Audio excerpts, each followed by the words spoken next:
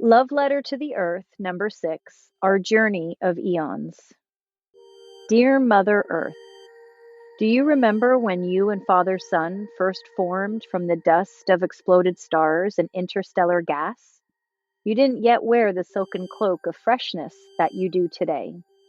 At that time, Mother, more than 4.5 billion years ago, your robe was made of molten rock. Soon it cooled to form a hard crust. Although Father's light was far less than it is today, your thin atmosphere captured the heat and kept your oceans from freezing.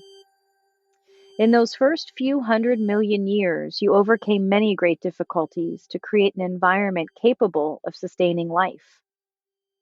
You released great heat, fires, and gases from your volcanoes. Steam was expelled from your crust to become vapor in your atmosphere and the water in your great oceans. Your gravity helped anchor the life-sustaining sky, and your magnetic field prevented it from being stripped away by solar winds and cosmic rays.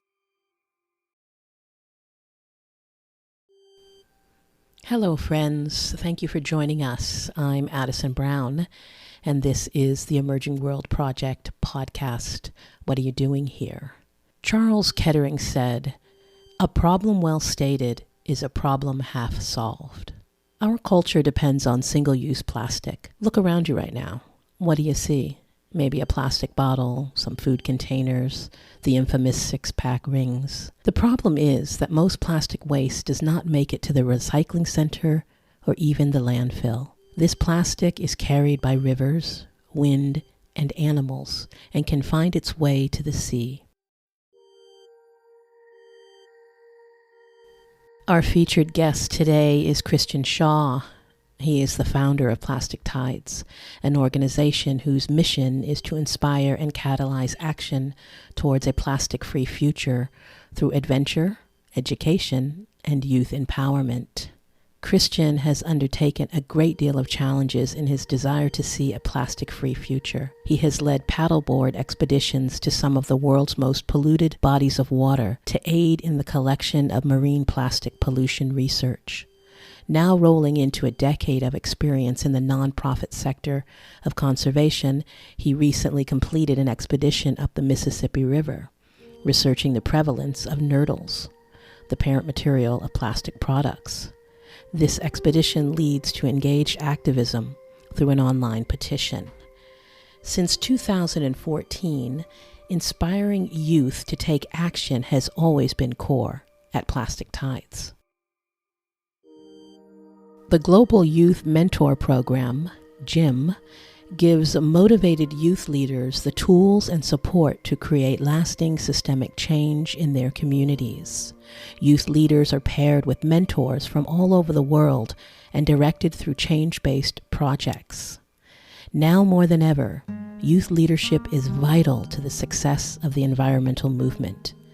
We are grateful to have you here with us for our talk with Christian.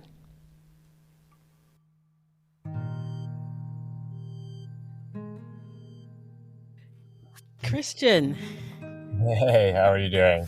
I'm doing pretty darn good, thank you. How are you today? I'm doing well, thanks.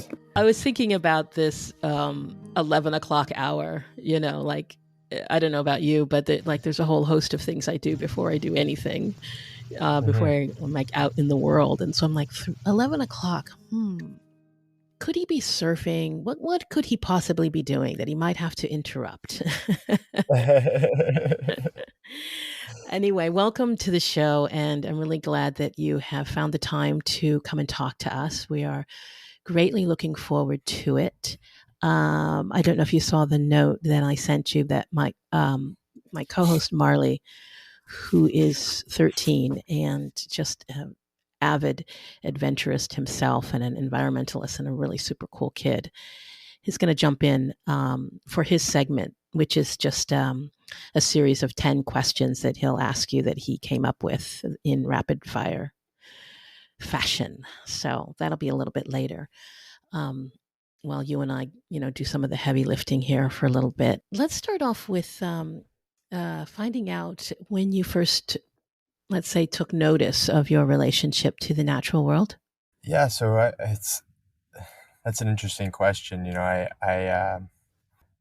I can't say I can really place my finger on a specific moment, but I grew up with my mom's a science teacher, and my dad is in the conservation field, and I grew up spending a lot of time outdoors and was fortunate enough to have sort of a backwoods out behind my house, and I think just growing up and wandering around in the woods by myself is probably where I first really noticed that connection relationship.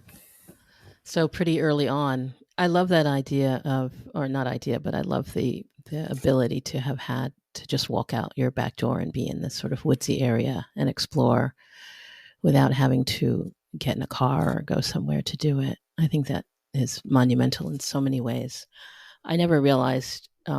I also grew up in the Bay Area, in Woodside in particular, and I never really thought about it until I started asking this question as well. It's like there's not really a moment that you can pinpoint, but it's like a series of moments. But I think as we get older, we get a little busy and we forget that those moments are probably um, building upon something. Could be a disconnect or a reconnect, which brings me to my next question, which has to do with this relationship. You are um, an avid adventurer. I love reading your stories, going around the Bermuda Island, and I want to talk to you later about the project about researching the relevance of plastic nurdles in the Mississippi. Um, but I want to ask you if you know or you can talk about this relationship with the natural world and how it nourishes your life. It's really just sort of key to everything that I do, and being able to sustain sort of daily engagement with the problems that we're facing. It's essential for me to connect with nature, and as you, as you mentioned earlier, although I wasn't out surfing before this conversation, I do surf a lot here in Santa Cruz, and I'm fortunate enough to live really close to the ocean, and I spend time at the ocean every single day, and whenever I'm able to spend time in the ocean, it's really just the thing that allows me to do everything else, and recharge and reset. And yeah, it's funny. It's no matter kind of how I'm feeling it, I feel really fortunate in that I've developed a relationship now where I can kind of trust that, I can just kind of get in and let the ocean do its work, and I'm going to get out feeling better. That makes a lot of sense. I hear a lot of when I speak with people that spend time, a lot of time in the ocean, whether they're researching or playing. I hear about this sort of transformation that happens, but it's lovely to hear that happens. And I always encourage people to, if they can, find water and be close to water. Actually, when did you know that the work that you're doing now was sort of in your blood? And how were you able to weave it into your life? I feel like I've known that this work is in my blood sort of as early as I was able to recognize the flaws in the sort of modern way of life, and the trajectory that society is on. It's definitely sort of been, I think, an intertwined for me, just as my understanding deepened, my commitment to my work has also deepened. So you didn't have to pivot. You didn't do something else and then sort of pivot as you watched the necessity of our times. No, no, I didn't. No, I mean, I think I went from sort of, like this disillusionment and sort of frustration and almost, despair of like what, like, just sort of, growing through sort of school age, teenage, through high school, just like understanding more and Right. more about what wasn't going right. I'm not sure what your age is, but one of the things one of the things I've been looking at, of course, course, working with Marley and the world that he's living in now and the choices that he wants to make. And then, people that have had careers that were just geared towards making a living or really good living in the Western world. And then now looking at pivoting, how to pivot that work into something that is beneficial for the next generation and ourselves, I should say. Which brings me to this question as well, and it has to do with mindset. It feels like we're moving to a different mindset.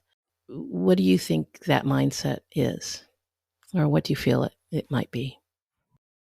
I think that what it ought to be is sort of one of compassion and curiosity and understanding. Mm. And I think that's definitely where we're shifting. I think there's been, particularly in the past few years, and sort of accelerated awareness and openness to this sort of the capacity for a balance and intersection between, our place on the earth and its impacts on the natural world and our modern Western lifestyle and, culture, civilization. Mm-hmm. Mm-hmm. I know that I'm going a little off course here. I know that you spend time in Indonesia, and I've heard that before with other guests about um, a certain way of living, and then being introduced to Western products, let's say plastic, and uh, I think I remember the story from an interview you gave about one generation just not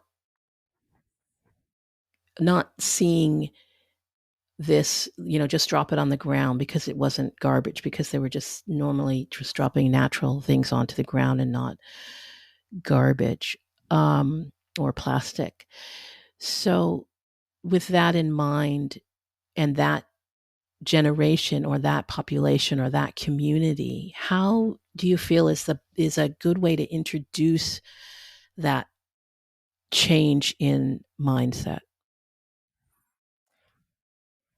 So you're referring to, this idea of that in places like Indonesia, developing countries, where things like banana leaves and so forth were traditionally used to wrap things, and, palm fronds, and, everything was natural and biodegradable. And so, them having generations of culture where they, everything kind of goes back to the earth, and then having, single-use plastic sort of foisted upon them all at once, unlike, our sort of Western context of adapting um, over a slower period.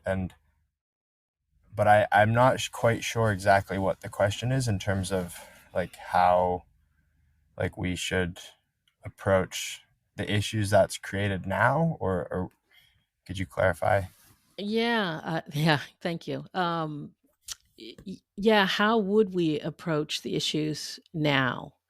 I'll share with you a really quick story, and I'm not in this position to approach it, but I know that when we go into do retreats or things like that, that we fall upon these situations. So I was in India, in the northern part of India, and I was on a retreat with a Tibetan master, and or Tibetan teacher, and we were taking a hike, and she'd given us all some candy, which was wrapped in this plastic. And um, on the hike, she just kept dropping the piece. Every time she'd eat a piece, she'd just drop the piece and just keep walking. And I didn't feel at the time that I knew what to say. I just didn't have the language. I just picked it up.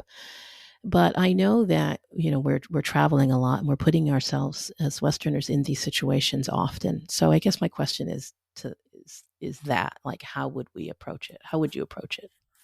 Yeah, no, I hear you. That's a really interesting experience, and I think, you know I I'm very hesitant to approach it in a context as an outsider, because, you know, there's a lot of attention in the plastic pollution space put on these developing countries, all this X amount of plastic is coming from Southeast Asia and Indonesia and whatever, and kind of putting this spotlight like, oh, this is where the problem is. And, more than anything, people in developing countries are emulating Western culture and values. And so I think it's more up to us to lead by example than to go into some place, and try and tell someone else how to take care of their home. Because at the end of the day, like, sure, you care about the plastic, but it's that person's home. And so, if they're like, it's tough to be, like, how would you, I think leading by your own example is probably the best way. And like what you did, just kind of quietly pick them up, and, maybe she would see that and think, oh, wow, like this person values this. And that's, I think, really simple way of communicating that. Yeah, I think I agree. Absolutely. So I know this might be a little bit repetitive, but maybe you can tell us a fun story about how you stay energized and you don't succumb to the apathy of this, what feels like a never-ending environmental catastrophes that just pile up. They just seem day by day by day by day. Yeah, well, like we've talked about, just, getting outside in nature, and not just in the ocean, just, getting out, for hikes and just getting fresh air, and also just observing sort of the amazing resilience of nature in the face of all these challenges. And here in Santa Cruz, we're fortunate enough to live near a small lagoon, and we had really good water conditions this spring, and there have been a bunch of families of all different types of waterfowl. We've got, some juvenile hawks that have been flying around, and they like to make a lot of noise, but it's it's cool. You can just hear that, and if you know what you're listening for, you can just have these little moments throughout your day where you're reminded of our interconnection with the natural world. That's so beautiful. I mean, it really is. Because they are just little moments, and they add up. So I want to dip into some plastic talk.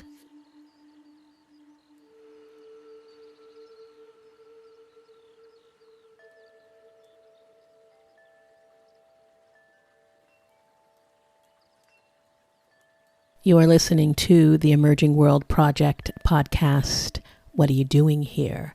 Today we are talking to Christian Shaw. Christian is the founder of Plastic Tides.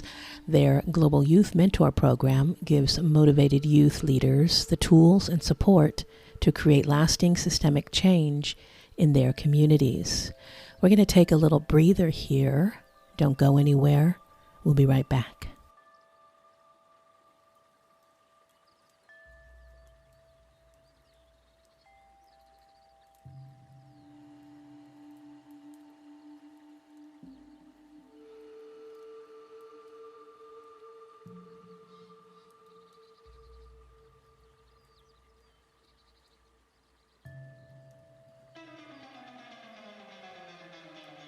All right. First of all, hey Christian. Hey Marley. I'm your co-host, and this is off the top. Right on. How this works is that I'll ask you 10 random questions, and you will answer them as quickly as possible. You ready? Okay. All right. All right. Who is your role model? A combination of Captain Paul Watson, John Muir, and Robin Hood. Are you a clean freak, or do you prefer when things are a little messy? I like it clean and tidy in my own space. What is something new that you would like to learn? Fly fishing. What is something you think is entirely underrated? Drinking clean water. In 3 words, how would your friends likely describe you? Funny, adventurous, and curious. What clique did you belong to when you were a teenager? I wasn't in one. I had my foot in a few, I guess, but I wouldn't say I fit into one specifically. What's one thing people often argue about that you have no stance on? I think you got me with that one, Marley. What's it for you, Marley? Coke and Pepsi all day. Okay, all right, I can. Okay, but even that, I do have a stance. So I struggle with that one. I don't feel like I'm. Right. Is it Coke in a can or a bottle? Coke in a glass bottle all the way. That's the original. Okay. Sorry to interrupt you, Marley. Not that I drink soda anyway, but if you're asking. What song do you listen to on repeat when you're sad? Oh my God. I'm crying. Green River from Creedence Clearwater Revival. All right, Christian, this is our last question. What is your closest close call? That would have been capsizing on the Mississippi River this last year on a paddleboard expedition upstream of some pretty gnarly hazards. Capsize? It's more of a capsize when your board is loaded with gear and it flips over and you're unable to immediately right it. I saved myself by fortunately not panicking and getting myself upright and out of danger, about 20 feet in time. Thank you, Marley. Those are great, fun questions. I love it. We got to get to know Christian a little bit. I want to jump back into the no stance one just for the quick anecdote. So okay. We mentioned the Coke in a glass bottle, right? And it's, I'm not a big soda person, but I was traveling in Nicaragua and, stepped into a small shop and I'm like, oh, they've got the glass, Coke, just like I like it. And I, ordered up, and before I could blink my eye, the woman had taken my bottle, opened it, dumped it out into a plastic bag and stuck a straw in it. Oh my God. Yeah, because she wanted to keep the bottle. I had bought the Coke. I hadn't bought the bottle.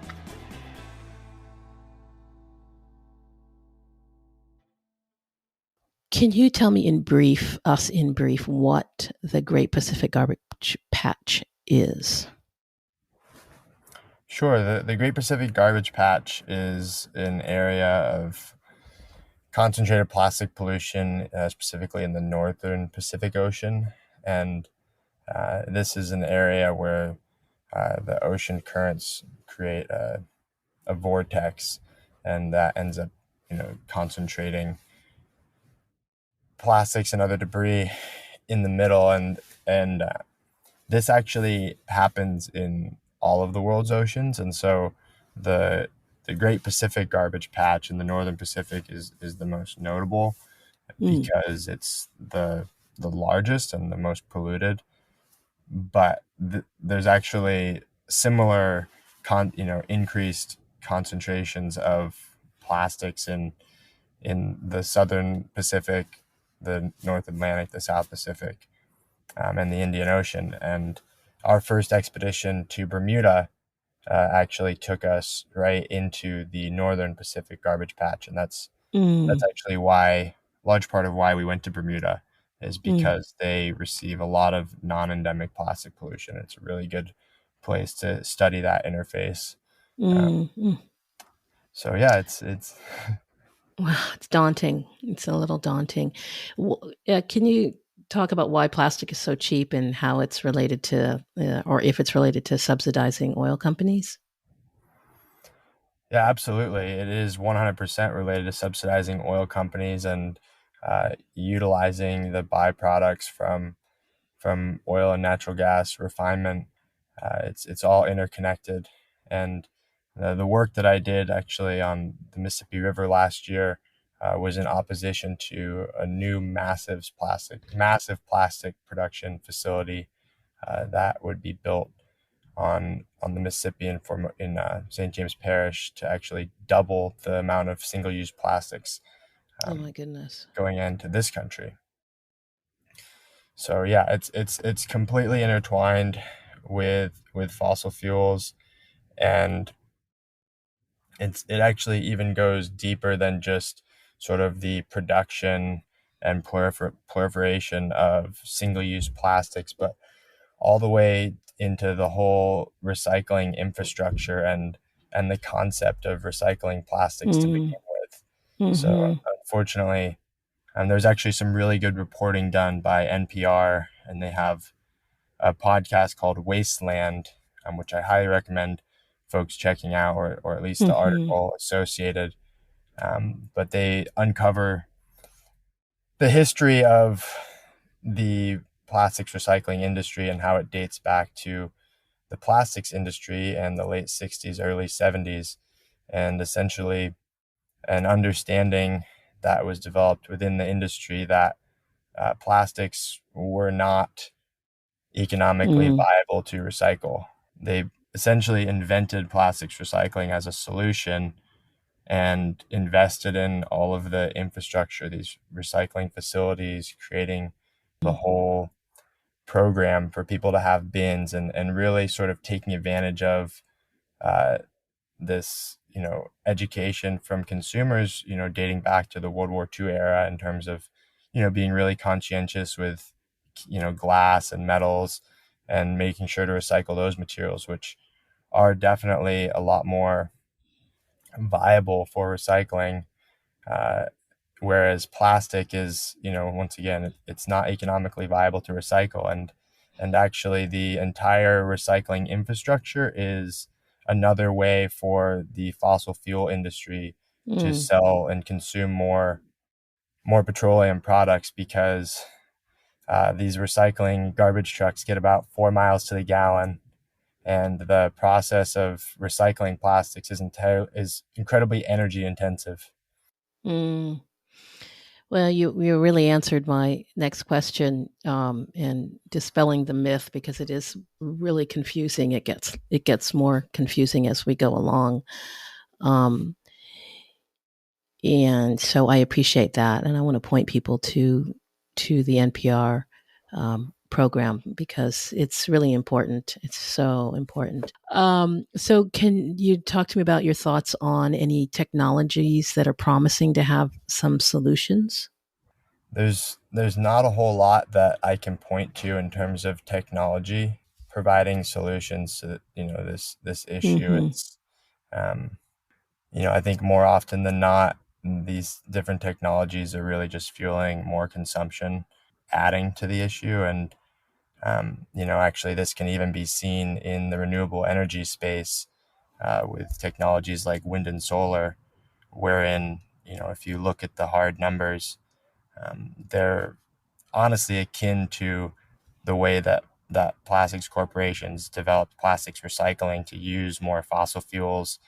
Wind and solar power are also a way for fossil fuel companies to use more fossil fuels uh, to balance out the intermittent production, as well as in the actual production, maintenance, installation, everything that goes into that type of infrastructure, sort of the accounting around the embodied energy and materials. For instance, wind turbines use massive amounts of petroleum lubricants that leak out of them. It's probably a little known fact. So yeah, I'm really skeptical of sort of any technologies when it comes to solving these issues. I think down the road, when society, when we're like mining landfills to reclaim these fossil fuels that we've, kind of wasted, I think that there's going to be technologies to come to play for that. But, at this time, unfortunately, there's not really anything that I can speak Yeah. to with confidence. Do you ever feel, not like I want to drag you down the rabbit hole, but do you ever feel unrealistic that we can ever live in a world free of plastic? Does it ever feel unrealistic, I should say? Well, so this is, I think, a super important distinction, and I don't believe that we should ever live in a world free of plastic, but I do Mm-hmm. believe it's possible for us to live in a world free of single-use plastic. As a society, we recognize the value and importance and, um, you know, incredible just usefulness of plastic as a material and its uniqueness, and we utilize it only for those applications of which it's worthy and appropriate rather Mm-hmm. than wasting it. Understood and beautifully clarified. Thank you. Do you have any folks in your social circle who are ingrained with this sort of single-use disposable culture and are uninterested in changing their behavior? I know I do. Yeah, I Admittedly. definitely. I mean, I think we all do, and I think, for me, there's sort of, relationships that you have in your life, because you've sought them out, and relationships, due to circumstance and history and everything else, So, yeah, absolutely. There's people in my life that aren't, aligned. Oh, it's a daily, well, it's actually a moment by moment understanding. There's just no way to be here right now at this time as a human and not have some, cognitive dissonance about around things on a regular basis. Like some of these things are just not going to go away. I had a friend ask me if I only, went out to eat with vegans. And I said, if I did that, I wouldn't have any friends. I wouldn't have any friends because it's just, everybody, all of us have to work through whatever, cultural, societal things that we're holding on to and still evolving personally around. So yeah, it's an interesting. Mm. Yeah, it really is, and I think, sort of similar to the, discussion around developing countries, I think leading by example is once again the most effective Mm-hmm. approach. And, you have an opportunity as an individual to impact the people around you through your actions. And I think that's the simplest, Exactly. most effective way to do it. And I love when I see people come around. I love when people just send me, random text. Oh, I found this great vegan Mexican restaurant. You're going to love it, or like they're somewhere across the world somewhere and you're never going to believe this vegan place I found. So I feel like that it does show up in that way and that's helpful. I don't know why. I was something like 6 when I decided I didn't want to eat animals. So it's just something that came natural, but it doesn't come natural to a lot of people.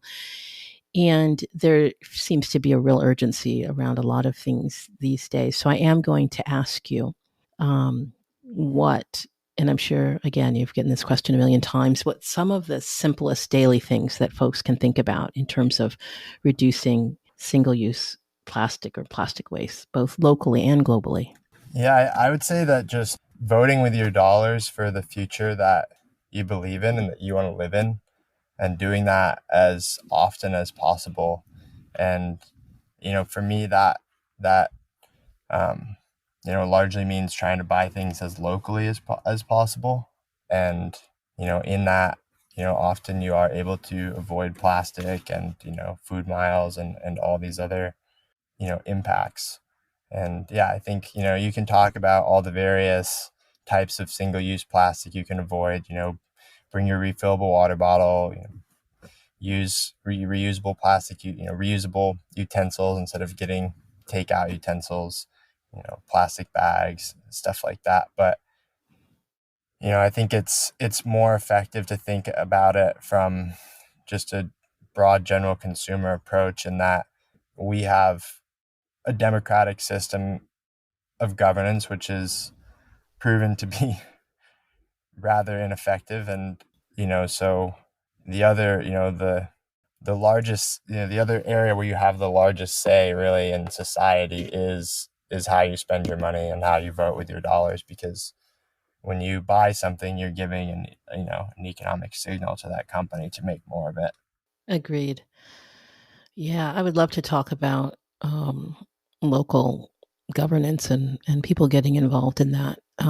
we may have to have another conversation because I want to get to this really beautiful program, your Global Youth Mentor Program. And I'm hoping that you can give us a sort of step by step explanation of how the program rolls out, and then maybe share with us some wins. Yeah, absolutely. I'd love to. So Cool. it's really simple concept, just to provide one-on-one mentorship, remote-based mentorship for youth leaders who are students in middle and high school who want to pursue projects in their schools and communities that are going to solve social and environmental issues from an upstream perspective, looking at sort of the root of the problem, and really just creating this support structure and agency, from the backing of a recognized nonprofit and the support of their individual mentors to help them achieve success in their projects, and really keeping the youth leaders in the driver's seat the entire way.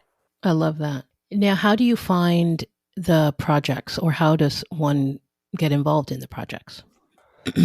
So these projects are projects that the students are coming up with independently. So we have the program structure. We have about a dozen different project models, which Mm.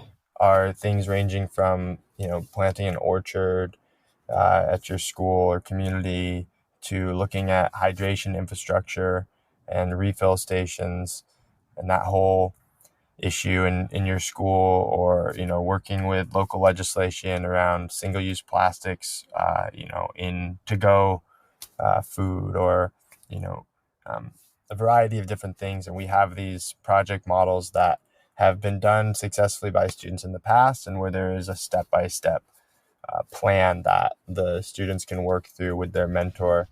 um, However, probably half of the students that come to us have a completely independent project, unique project that they want to pursue. And that's really what we're here for, is to, take the students' projects and ideas and help them come to life, rather than trying to prescribe on them, something that they should be doing. And so even in the case where a student finds out about the gym program, and they know they want to get involved in some way, Mm-hmm. more than they have, then their mentor can work with them to actually look through our list of existing project models and kind of see if something there applies to their situation, or help them be inspired to come up with something else.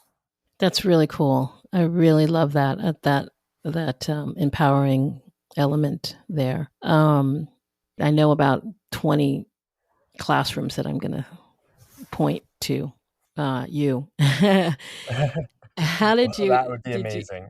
yeah, no, I mean, because we're primarily, our show primarily, our primary audience is in this range, high school, going into high school and college.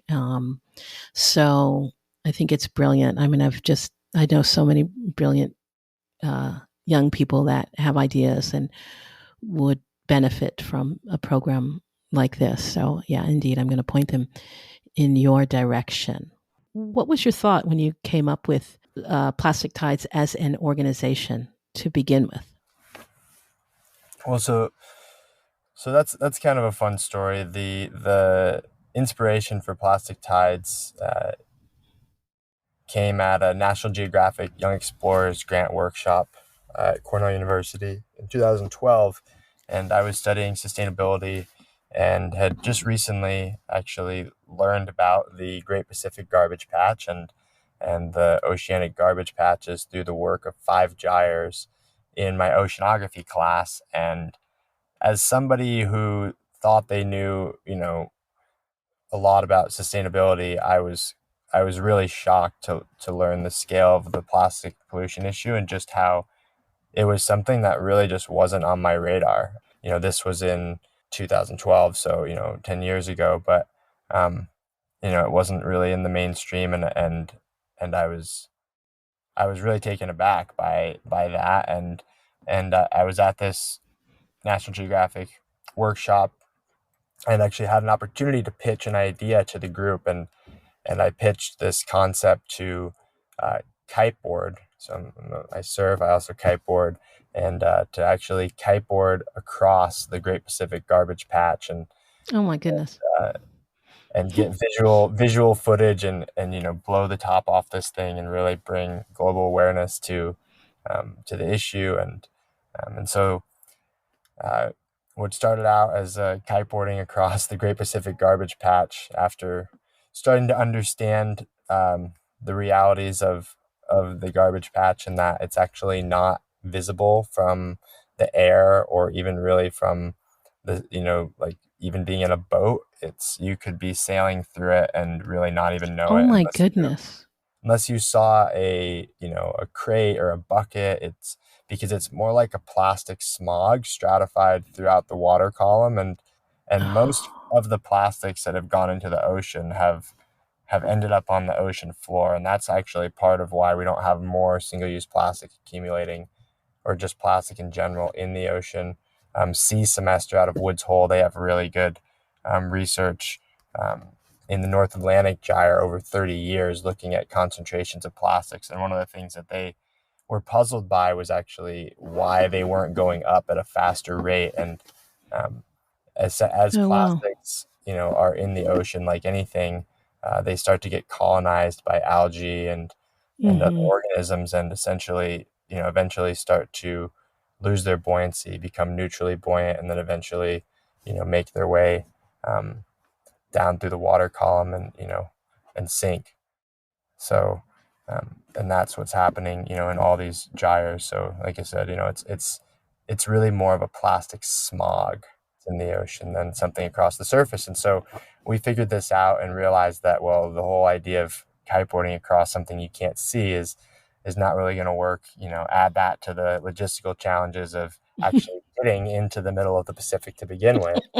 And we ended up distilling it into a 10-day self-supported stand-up paddleboard expedition around Bermuda, which is in the North Atlantic Gyre, and was a really great place for us to create this educational web series for young people. It's sort of like, well, this isn't quite going to work, but it led you to something that would work. That's beautiful. I am going to thank you again, Christian, for taking time out on this absolutely gorgeous day. I'm just a little bit south of you, so I know it's beautiful where you are in the Santa Cruz, on the coast or in the mountains? I'm on the coast, yeah, right on the coast in Pleasure Point. Gorgeous. Oh, so beautiful. I really appreciate the work that you're doing. I love the way that your life is rolling out and how you're using your life force for us and the benefit of Mother Earth and the future generations. I just want you to know that I deeply appreciate you using your life force in that way. Well, thank you, Addison. I appreciate that, and I really appreciate your time as well.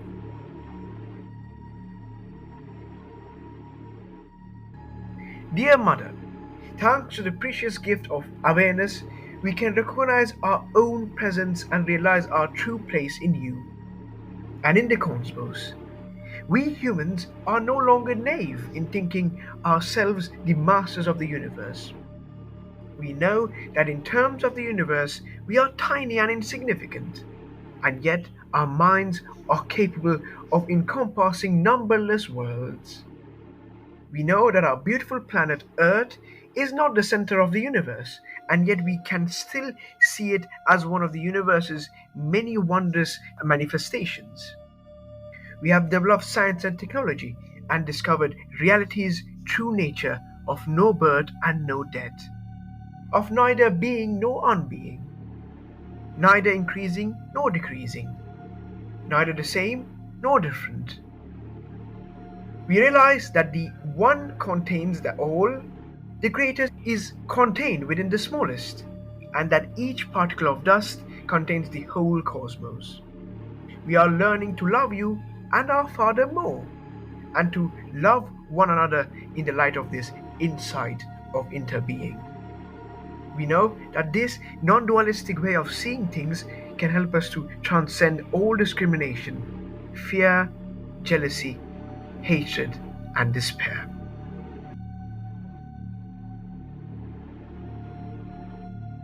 Thank you for stopping by. You can help us spread the word about What Are You Doing Here by sharing this episode or leaving a review in your favorite podcast app. Reviews help potential listeners see that our show is worth their time, and every single one makes a difference. For a deeper look at what the Emerging World Project is up to, head on over to emergingworldproject.org. The Emerging World Project studios are on Tongva land.